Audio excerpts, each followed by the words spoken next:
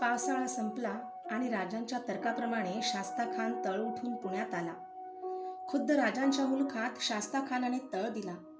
खुद्द शिवाजीराजांच्या लाल महालात स्वतः शास्ताखान राहिला. राजांना ते कळले. राजे संतापले होते, पण तसेच मनातून हसतही होते. शास्ताखान आलेला कळताच राजांनी सोनो विश्वनाथ डबिरांना नरमाईचे पत्र देऊन खानाकडे पाठवले. राजांनी कान्होजी जेध्यांना बोलावून घेतले. एकांती बसून राजे कान्होजींना म्हणाले, कान्होजी, शास्ताखान पुण्यात येऊन अगदी आमच्या लाल महालात तळ देऊन बसला आहे. पावसाळा असताही त्याच्या सैन्याने आमचा मुलूक बेचिराख केला. तो आता स्वस्थ कसा बसेल? एवढ्या मोठ्या फौजेनिशी तो चालून आला तरी ते सहन करणं कठीण. खरं आहे महाराज. तेव्हा कान्होजी, आम्ही आमचे वकील खानाकडे पाठवलेच आहेत. नुसत्या रिकाम्या गोड बोलण्यानं तो वश होणार नाही. त्याचा अंदाज लागणं कठीण आहे. आमची इच्छा अशी आहे की तुम्ही तुमचे देशमुख यांनी खानाचा बेत काढता आला तर पाहावं. आपल्या भागातले देशमुख जवळ येत आहेत. हे पाहिलं तर खान त्यांना विश्वासानं जवळ करील. सध्या वतनदारांना असलेलं भयही कमी होईल. जेधे राजांचा निरोप घेऊन गेले. त्यानंतर वारंवार जेधे गडावर येत होते. राजांच्या बरोबर खास बैठका होत होत्या. एकदा जेधे गडावर असेच आले असता सर्व बोलणी झाली, पण जेधे उठेना. कान्होजी अस्वस्थ दिसत होते. राजांना त्यांच्या बेचैनीचे कारण समजत नव्हते. शेवटी राजांनीच विचारले, कान्होजी, आज मनात काहीतरी दिसतं? कान्होजी कावरे बावरे झाले. ते म्हणाले, काही नाही महाराज. कान्होजी, आम्ही एवढे का परके की आमच्या समोर दिलखुलास बोलायला जड जावं? कान्होजींनी श्वास घेतला. ते म्हणाले, राजे, सांगतोच तर. एका पेचात मी सापडलोय. तुम्ही सोडवायला पाहिजे. राजे गंभीर झाले. ते म्हणाले, कान्होजी, तुम्ही आमची माणसं. तुमच्यापेक्षा आम्हाला आमचा जीवही जास्त वाटत नाही. कसला पेच पडला? राजे, सारं विसरता येतं, पण नातं विसरता येत नाही. आपले एकनिष्ठ सरदार हैबतराव शिळंकर यांचे सासरे खंडोजी खोपडे खानाच्या वधापासून आज वर्षभर आपल्या भीतीनं दऱ्याखोऱ्यात दडून राहिले आहेत. जीवाच्या भीतीमुळं बाहेर पडायला जागा नाही. त्यांनी आपल्या जावयाकडे हैबतरावांकडे धरणं धरलं आहे. ते माझ्याकडे आले. मग? राजांनी विचारलं. राजे, झालं एवढं पुष्कळ झालं. खंडोजीरावानं खूप सोसलं. आता त्याला क्षमा करून पायांपाशी जागा द्यावी. खंडोजी खोपडे? ज्याच्यावर राजांनी एवढे उपकार केले होते तोच खंडोजी खानाला मिळाला. राजांच्या विरुद्ध शस्त्र हाती धरले. फाजल खानाला वाट दाखवणारा खंडोजी. राजे उफाळले. कान्होजी, त्या विश्वासघातक्याची बाजू घेता? तो हरामखोर खंडोजी, ज्याच्या वतनाचा ठिकाणा नव्हता, आम्ही वतन दिलं, आम्ही अन्नाला लावलं, तोच खंडोजी आमच्यावर उलटला, आमच्या विरुद्ध शस्त्र हाती धरली. ज्याची 4 धडं 4 मार्गावर फेकावीत अशी लायकी, त्याची भीड घेऊन तुम्ही आला? राजे, आम्ही हैबतरावांना शब्द दिला आहे. खंडोजीचा गुन्हा आम्हाच द्यावा आणि त्याचं वतन चालवावं, जीव वाचवावा. राजे गहिवरले. ते म्हणाले, कान्होजी, खंडोजीचा गुन्हा पदरात घेऊ नका. स्वराज्यासाठी वतनावर घरदारावर पाणी सोडणारे तुम्ही कुठं आणि कुठं तो खंडोजी. तुमच्या भिडेखातर आम्ही त्याला जीवदान देतो. खंडोजीला तुम्ही घेऊन या. कान्होजी आनंदाने गडाखाली गेले. 2-3 दिवसात ते खंडोजी खोपड्यांना राजांच्या मुजऱ्यासाठी घेऊन आले. राजे काही बोलले नाहीत, पण खंडोजी महाचिवट. तो नेहमी गडावर येऊ लागला. अकारण राजांशी बोलू लागला. कान्होजींना दिलेल्या वचनामुळे राजे ते सर्व वर्तन सहन करत होते आणि त्याचा भलताच अर्थ खंडोजी घेत होता. राजे आपल्या महाडलात एकटेच होते. अचानक खंडोजीला पाहताच राजे अस्वस्थ झाले. खंडोजी नीट महालात कसे आले याचे राजांना कोडे पडले. खंडोजी मुजरा करून उभा राहिला. राजे म्हणाले, खोपडे, एकदम वर कसे आलात? खंडोजी लाचारीचे हास्य करीत म्हणाला, राजे, जरा खासगी आणि महत्वाची बाब होती. पंतांना सांगितलं, त्यांनी महालात पाठवलं. राजांना काही कळेना. त्यांनी विचारले, काय सांगायचं आहे तुम्हाला? खंडोजी हसत म्हणाला, नाही राजे, आम्ही अफजल खानाला मिळालो, आमच्यावर आपली गैरमर्जी झाली. कृपावंत होऊन परत पायांजवळ केलं. मग हो, पण अजून आमच्यावर राग आहेच, तो आम्ही जाणतो. पण गुन्हा आमच्याच हातून घडतो असं नाही, माणसं चुकायचीच. कुणाबद्दल बोलता तुम्ही? दुसऱ्या कुणाबद्दल? खुद्द आपले खास विश्वासाचे कान्होजी जेधे. राजे बैठकीवरून उठले. आपली नजर खंडोजीवर रोखीत ते म्हणाले, खंडोजी, काय बोलता नीट सांगा. तसं काही विशेष नाही, पण कान्होजी दिसतात तेवढे साधे नाहीत. महाराजांनी जरा जपून असावं एवढीच विनंती. खंडोजी, आम्हाला सर्व स्पष्टपणे सांगा, असं अर्धवट बोलू नका. राजे, कान्होजी सध्या कुठं जातात, त्यांची माणसं कुठं असतात याची चौकशी केलीत? राजांचा संयम सुटत होता. ते म्हणाले, खंडोजी, मी सांगतो, शास्ता खानाशी संगनमत करतात. मी अफजल खानाला मिळालो, पण असा नाही, सरळ उभा होतो. आणि आपले कान्होजी दिवसा तुमच्या सदरेवर, रात्री लाल महालाच्या वाटेवर. खंडोजी, राजे ओरडले. राग येतो? विचारा, कान्होजीला मी रुजवात घालून देतो. खंडोजी, खाली जा आणि सदरेत जेवढे हत्यारबंद असतील त्यांना तातडीने इथं बोलावून घ्या. खंडोजी धावला. राजे संतापाने थरथरत होते. त्यांना काही सुचत नव्हते. काही वेळातच 4 हत्यारबंदांसह खंडोजी महालात आला. राजांनी खंडोजीकडे बोट दाखवले. बघता काय, या हरामखोराला पकडा.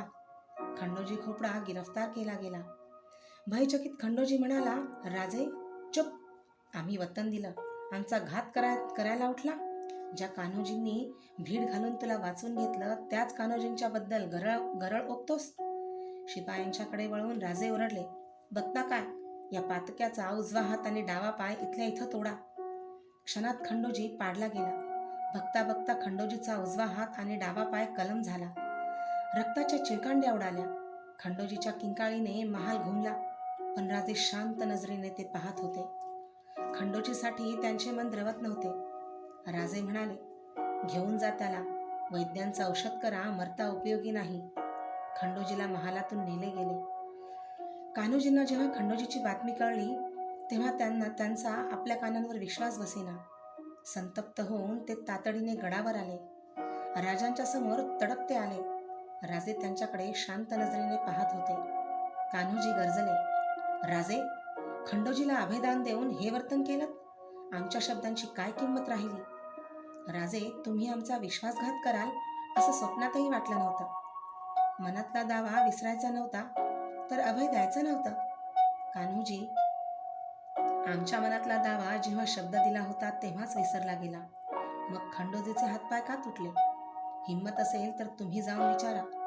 कान्होजी शब्द दिला होता म्हणूनच त्याचा जीव राहिला, नाहीतर गर्दन मारली असती. राजांचे ते रूप पाहून कान्होजी चपापले. ते म्हणाले, पण राजे, कान्होजी, आमच्या पदरी जसे आपल्यासारखे जीवमोलाचे इमानी असतात, तसेच स्वार्थासाठी हवं ते करणारे संधी साधूही असतात.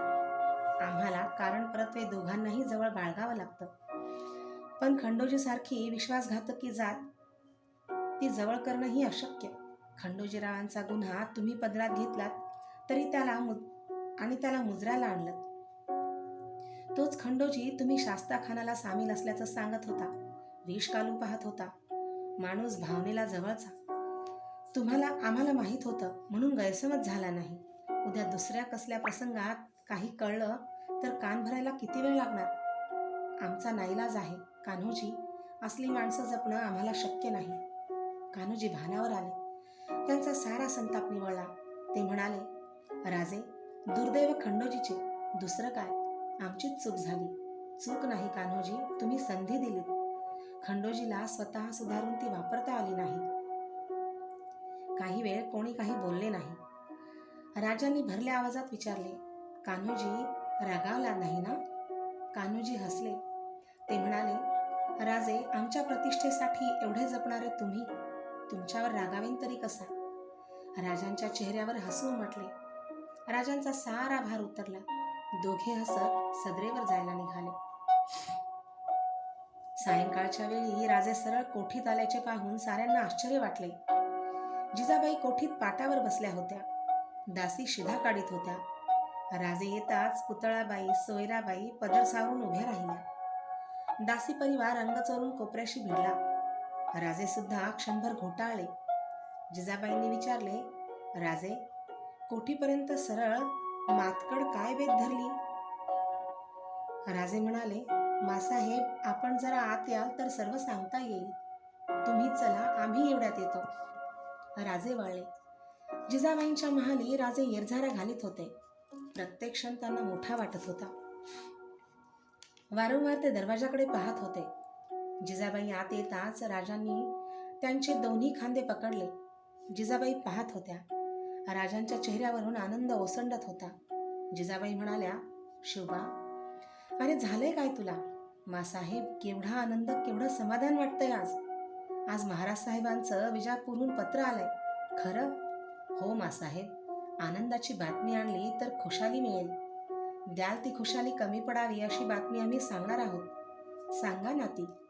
मग मागेन ते द्यायला हवं. राजा, अरे जीव सुद्धा माझा राहिला नाही, तुला मी काय देणार? मासाहेब, महाराज साहेब आम्हाला भेटायला येणार आहेत. हे सांगितलं तर खरं वाटेल तुम्हाला. चल, उगीच भलती थट्टा कसली करतोस? थट्टा नाही मासाहेब, अगदी खरं आहे. आम्ही आदिलशाहीशी केलेला करार आणि आमची वाढती सत्ता लक्षात घेऊन आदिलशाहीत महाराज साहेबांना तीर्थयात्रेची, आमच्या भेटीची परवानगी दिली आहे. एवढेच नव्हे तर महाराज साहेब तुळजापूरला देवी दर्शनाला येऊन थडकलेतही. देवी दर्शन? पण खानानं? राजे परत हसले. एक वेगळा अभिमान त्यांच्या मुखावर उमटला. मासाहेब, आमचे तुळजापूरचे भोपे इतर कशात हुशार नसले तरी देवी रक्षणात तरवेज आहेत. त्यांनी आपल्या कृतीनं कदमांच्या घराण्याचं नाव वाढवलं. काय केलं त्यांनी? जिजाबाईंनी उत्सुकतेने विचारले. काय केलं नाही ते विचारा. त्यांनी आमची इज्जत, प्रतिष्ठा, आमचं कुलदैवत राखलं, जपलं. मासाहेब, तुकाईची मूर्ती चल आहे. जेव्हा खान तुळजापूरला आला तेव्हा कदमांनी मूर्ती लपवली आणि त्या जागी दुसरीच मूर्ती ठेवली. जिजाबाई ते ऐकून आनंदल्या. राजे, अशा माणसांचं कौतुक व्हायला हवं. जरूर होईल मासाहेब. संधी मिळताच आम्ही त्यांचं कौतुक जरूर करू. पंढरपूर करून जेजुरीवरून महाराज साहेब येतील असं वाटतं. पण शास्ता खान, तो पुण्यात तळ देऊन आहे ना? त्याची चिंता करू नका. महाराज साहेब भेट घेऊन परत जाईतो शास्ता खानाला आम्ही झुलवत ठेवू. त्यासाठी हवं ते कबूल करू. आणि जरी शास्ता खानाला महाराज साहेबांची वर्दी लागली तरी तो काही करणार नाही. शहाजहानच्या कारकिर्दीत महाराज शहाजीराजांनी गाजवलेले पराक्रम, दक्षिणेतील त्यांची वाढती सत्ता हे सर्व तो जाणून आहे. तू करशील बाबा, तुला सारं जमतं, जिजाबाई म्हणाल्या. फारच क्वचित जिजाबाई एकेरी नावाने राजांच्या बरोबर बोलत असत. अत्यानंद झाल्याखेरीज ते शब्द उमटत नसत. राजांनी भराभर हुकूम सोडायला सुरुवात केली. राजगडाची सदर रंगवायला सुरुवात झाली. सर्व वाडा, सारे चौक, पागा, बुरुजांच्या तोफा, लढाईतांचे कपडे, बारीक सारीक साऱ्या गोष्टी राजांच्या नजरेत येत होत्या. पेशवे, डबीर, अमात्य सर्वांना नाना हुकूम सुटत होते. जिजाबाई सामानांच्या याद्या फडात पाठवित होत्या. सर्वांची नजर शहाजीराजांच्या आगमनाकडे लागली होती. जिजाबाईचा आनंद मनात सामावला जात नव्हता. आज जवळजवळ 20 वर्षानंतर स्वारींचे पाय दिसणार होते. नशिबाने घडत असणाऱ्या या भेटीत काही न्यून राहू नये म्हणून त्यांनी शास्त्रांना बोलावून घेतले. शास्त्र निर्णय असा निघाला की इतक्या वर्षांनी घडणारी भेट सरळ होऊ नये, ती देवस्थानाच्या जागी व्हावी. प्रथम दर्शन तुपाच्या प्रतिबिंबाने घडावे. राजांना ते समजताच राजांनी जेजुरीच्या देवळात भेट घेण्याचे निश्चित केले. सखुबाई, महादजी, बजाजी या साऱ्या मंडळींना अगत्याने गडावर येण्यासाठी बोलावणी पाठवली. कान्होजी जेधांचा आनंद तर मनात मावत नव्हता. शहाजीराजांचे ते खास सरदार. बातमी समजताच ते गडावर हजर झाले. राजांनी खास अश्वपथक निवडले. कान्होजी, येसाजी, तानाजी ही खास निवडक माणसे घेऊन पेशवे मोरोपंत खास अश्वपथकासह शहाजीराजांना गाठण्यासाठी पंढरपूरला निघाले. शास्ता खानाबरोबर वाटाघाटी करण्यासाठी डबीर वारंवार पुण्याला जात होते. राजे नरमाईची, नम्रतेची पत्रे पाठवित होते. प्रत्येक भेटीबरोबर खानासाठी भारी वस्त्रे अलंकार पाठवली जात होती. आपल्या आवाढव्य फौजेने शिवाजी नमला आहे, असा अर्थ खानाने करून घेतला होता. ज्या पद्धतीने शिवाजी आदिलशाहीशी वागत होता तसा आजवर मोगलांशी वागलेला नव्हता. भारताच्या सम्राटाशी वागणे थोडे निराळेच असणार अशी आलमगीरापासून सर्वांची समजूत होती. राजांनी तेच धोरण चालू ठेवलं. राजे जेजुरीला गेले. मंदिरापासून पायथ्यापर्यंत राजांची नजर फिरली. राजांनी पायथ्यावरच्या माळावर जागा निवडली. भव्य शामियाना उभा करण्याची आज्ञा दिली. शहाजीराजांनी पंढरपूर सोडल्याची बातमी गडावर येऊन पोहोचली. राजांचे शेकडो नजरबाज पुण्यापासून जेजुरीपर्यंत पेरले गेले. नेताजी पालकरांना आज्ञा दिल्या गेल्या होत्या. जेजुरीच्या आसपासच्या मुलुखात भेटीच्या आदल्या दिवशी आपले 8,000 घोडदळ घेऊन हजर राहण्याचा राजांनी हुकूम सोडला होता. रात्री राजे महालात गेले. पलंगावर पडून ते विचार करीत होते. त्यांना बंगळूरच्या किल्ल्यात वाड्याच्या दरवाजापाशी उभे असलेले शहाजीराजे अस्पष्ट आठवत होते. अनेक दुसऱ्या आठवणींची गल्लत होत होती. सोयराबाई महालात आल्या तरी त्यांची चाहूल राजांना लागली नाही. सोयराबाई म्हणाल्या, कसला विचार चालवला एवढा? राजांनी सोयराबाईंच्याकडे पाहिले. हसत राजे म्हणाले, 20 वर्षांपूर्वीचा काळ आठवत होतो आम्ही.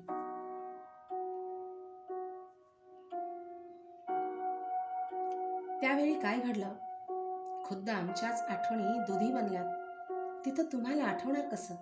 कसल्या आठवणी? कसल्या? आम्हाला पहिलं पितृदर्शन घडलं ते तिथंच त्यांच्या हौसेसाठी आपला विवाह झाला. तरी मी नशीबवान. का? लहानपणीच घरदार सुटलं, माहेर पारखं झालं. आठवणींचा आम्हाला त्रास नाही. साऱ्याच आठवणी त्रासदायक असतात असं थोडंच, काही सुखाच्याही असतात. आमच्या नशिबी तसल्या आठवणी नाहीत. राणीसाहेब, असं म्हणत जाऊ नका. नाही म्हटलं की नाहीच होतं. नेहमी माणसानं आहे म्हणावं. पण असलं तर ना, नसलं तरी आपोआप येईल. बरं बाई, आहे. सोयराबाई हसून म्हणाल्या. इतका मनाचा हळवेपणा राजांच्या ठिकाणी फारच क्वचित दिसून येईल. चांगला मुहूर्त पाहून राजगडावरून मेणे हलले. राजे आपल्या अश्वपथकासह बाहेर पडले. जेजुरीची वाट फार दूरची वाटत होती. एवढी साऱ्यांची मने उतावीळ झाली होती. जेजुरीचे सारे रूप पालटत होते. खुरट्या हिरव्या गवताने जेजुरीचा कातळ शोभिवंत दिसत होता. मंदिराच्या तटापर्यंत चढलेल्या काळ्या भोर पायऱ्या एकदम डोळ्यात भरत होत्या.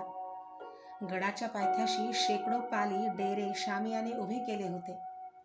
छावणीच्या मध्यभागी असलेल्या सुवर्ण कळसाचा डेरा खास होता. भगवा ध्वज त्यावर डौलाने फडफडत होता. राजांनी खंडोबाची यथासांग पूजा केली, दानधर्म केला. शहाजीराजांच्या आगमनाची वार्ता येता सारे मंदिरात आले. शहाजीराजे आपल्या 1000 घोडदळासह राजांनी पाठवलेल्या अश्वपथकासह जेजुरीकडे येत होते. जेजुरीच्या पायथ्याशी राजे पायउतार झाले. शहाजीराजांच्या बरोबर मोरोपंत, कान्होजी ही मंडळी होती. शहाजीराजांच्या स्वागतासाठी मानकोजी, दहातोंडे, अमात्य, डबीर व इतर सरदार मंडळी पायथ्याशी उभी होती. अदबीने सारे पुढे झाले. मानकोजीने शहाजीराजांचे पाय धरले. शहाजीराजांनी मानकोजींना उठवून मिठी मारली. भरल्या आवाजात शहाजीराजे म्हणाले, मानकोजी, भेट झाली, बरं वाटलं. मानकोजी म्हणाले, चला व महाराज. क्षणभर शहाजीराजे बेचैन झाले. म्हणाले, तुम्ही सर्व आलात, पण राजे समोर आले नाहीत. क्षमा करावी महाराज, पण 12शीनंतर ही भेट घडत आहे. एकदम सामोरे येऊ नये असा धर्मसंकेत, त्यामुळं असं. शहाजीराजे म्हणाले, चला, आम्ही राजांना भेटायला उतावीळ आहोत. शहाजीराजे सर्वांसह मंदिराच्या पायऱ्या चढत होते. शहाजीराजांनी मंदिराच्या बाहेर पाय धुतले आणि ते मंदिरात प्रवेश करते झाले.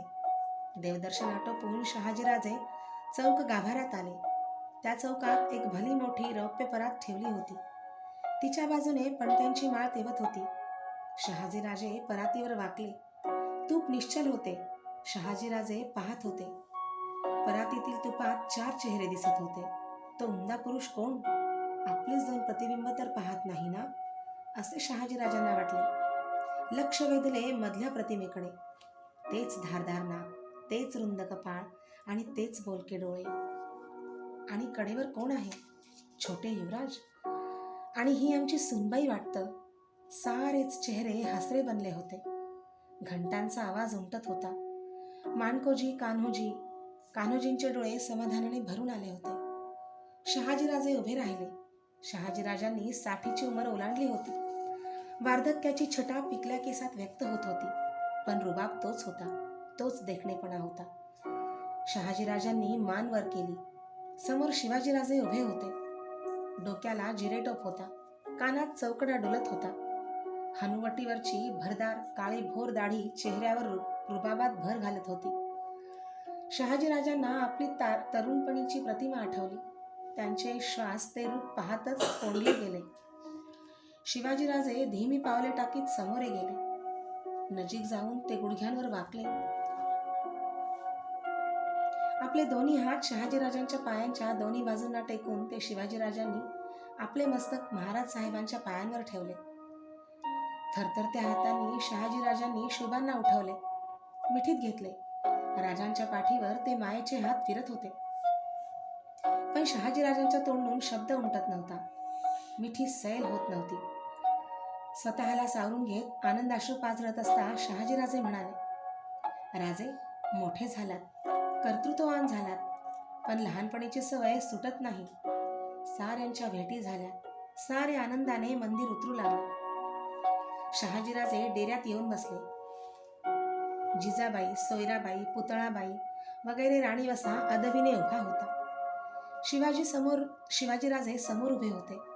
शंभूबाळ आपल्या आजोबांच्या मांडीवर बसून साऱ्यांच्याकडे धिटाईने पाहत होता.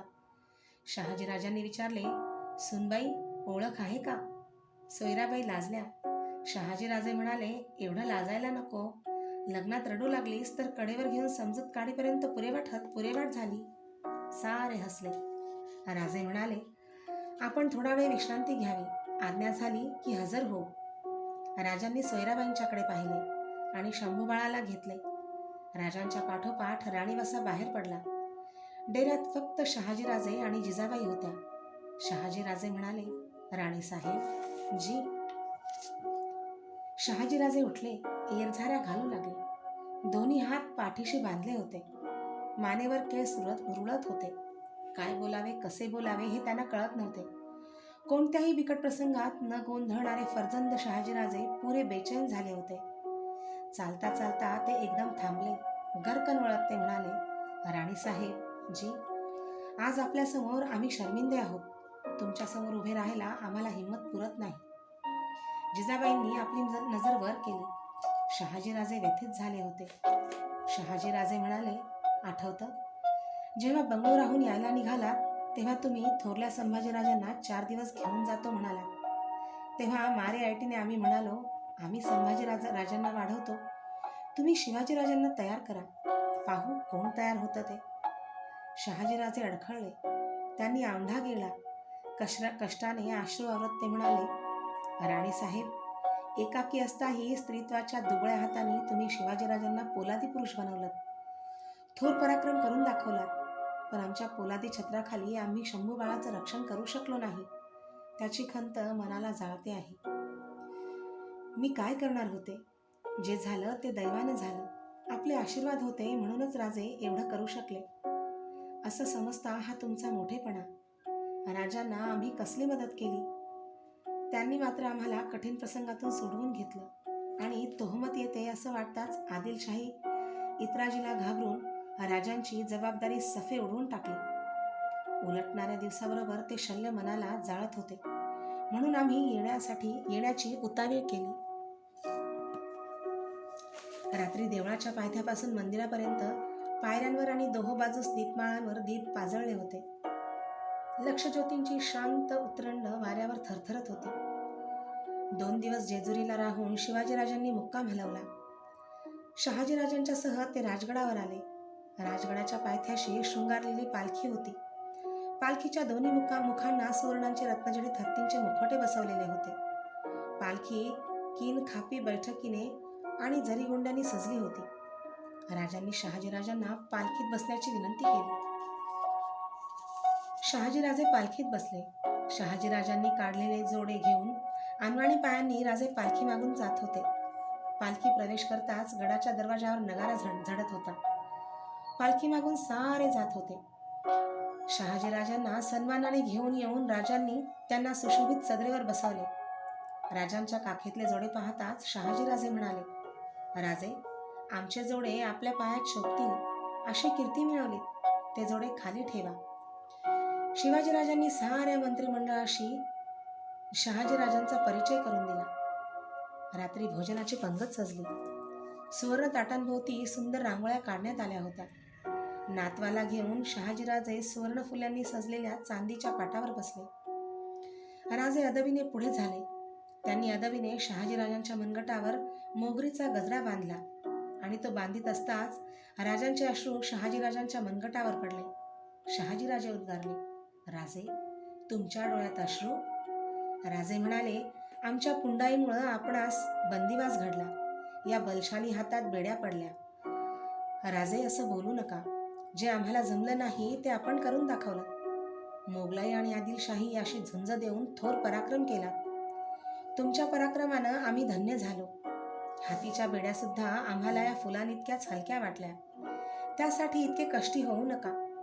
संभाजीराजांनी ताटात हात घातलेला पाहून ते म्हणाले, पाहिलं, आमचे शंभूबा देखील उतावे झाले आहेत. बसा तुम्ही. पंगत बसली. समाधानाने जेवणाऱ्या शहाजीराजांना पाहून जिजाबाई तृप्त झाल्या. सोयराबाई, पुतळाबाई हा राणीवसा वाढायला सिद्ध झाला होता. नवे नवे पदार्थ मुतपाकखान्यातून येत होते. शेवटी शहाजीराजे म्हणाले, राजे, या सुनांच्यामुळं भारी संकटात पडलोय आम्ही. काय झालं? काय झालं? शहाजीराजे हसत म्हणाले, येणारी आमची प्रत्येक सुनबाई आतून नवीन चीज घेऊन येते. नाही म्हणता येत नाही. आता 70च्या घरात उमर आली, एवढं पचायचं कसं? तेव्हा तुम्हीच आम्हाला या हसीन आफतीमधून मोकळं करा. शहाजीराजांचे ते बोल ऐकताच सारी पंगत हसली. राजे शहाजीराजांना आपला गड दप्तराची व्यवस्था सारे दाखवित होते. मानकोजी, कान्होजी राजांचे पराक्रम ऐकवित होते. सर्व पाहून शहाजीराजे तृप्त झाले. शहाजीराजांच्यासाठी राजांनी सर्वत्र शिकार भालदार सोडले होते. नित्य नवी शिकार गडावर येत होती. एकदा जेवत असता शहाजीराजांनी विचारले, राजे, केव्हा शिकारीला जाता की नाही? राजे शरमले. ते म्हणाले, इच्छा आहे पण उसंतच मिळत नाही. खरं आहे, शहाजीराजे म्हणाले, पण आम्हाला मृगयेची भारी हौस. आता सारी हौस फिटली आहे, पण अजूनही वाटतं, काय महाराज, एखादी भल्या जंगी डुकराची वर्दी यावी, घोड्यावरून भाल्यानं शिकार करावी. त्या शिकारीला मात्र आमच्याजवळ कंटाळा नाही, थकवा नाही, वयाचा हिशोब तिथं आठवत नाही.